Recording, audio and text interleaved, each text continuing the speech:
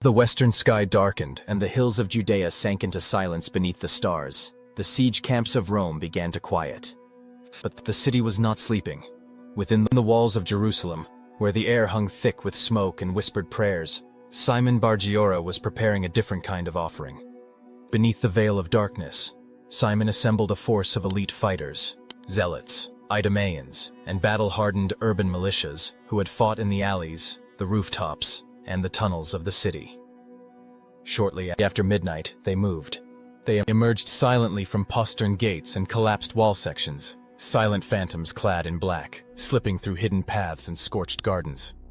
They crossed the no-man's land between the walls and the Roman camp like wolves in the dark, muffling the clink of their weapons with strips of cloth, speaking no words. And then they struck.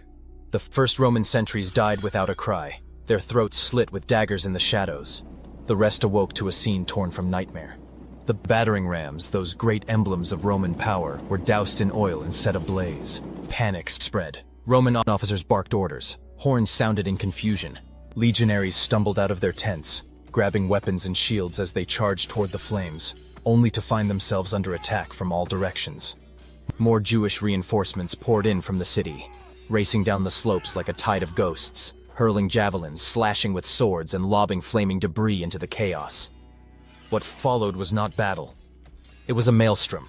Amid burning siege towers, men fought at arm's length. Torches and swords clashed in the flickering dark. Screams rang out over the crackle of fire. The battlefield became a tug-of-war over flame, with Roman engineers trying desperately to pull the rams to safety while Jewish warriors hacked at the ropes and slaughtered those who tried. The very earth seemed to glow beneath their feet. Despite the Romans' experience and discipline, disorder reigned. The flames disoriented the legions. Conflicting commands and sudden ambushes caused confusion. Units stumbled into each other. Pilums and gladii clashed with crude spears and short blades in a chaos of blood and smoke. In the end, it was the Romans who blinked, one by one. Their lines collapsed under the relentless ferocity of the attackers. Shouts for retreat were finally heeded, and the legionaries began falling back. Disorganized, many wounded, all shaken. It was the first time since the siege began that Roman forces had been driven from their siege lines. The retreat nearly turned into a rout, and only one thing stopped it. Titus, the Roman general, awoken by the alarms, mounted his horse and rode into the inferno, accompanied by a corps of elite cavalry. His presence steadied the line. His cavalry cut into the flank of the pursuers, forcing them back toward the walls.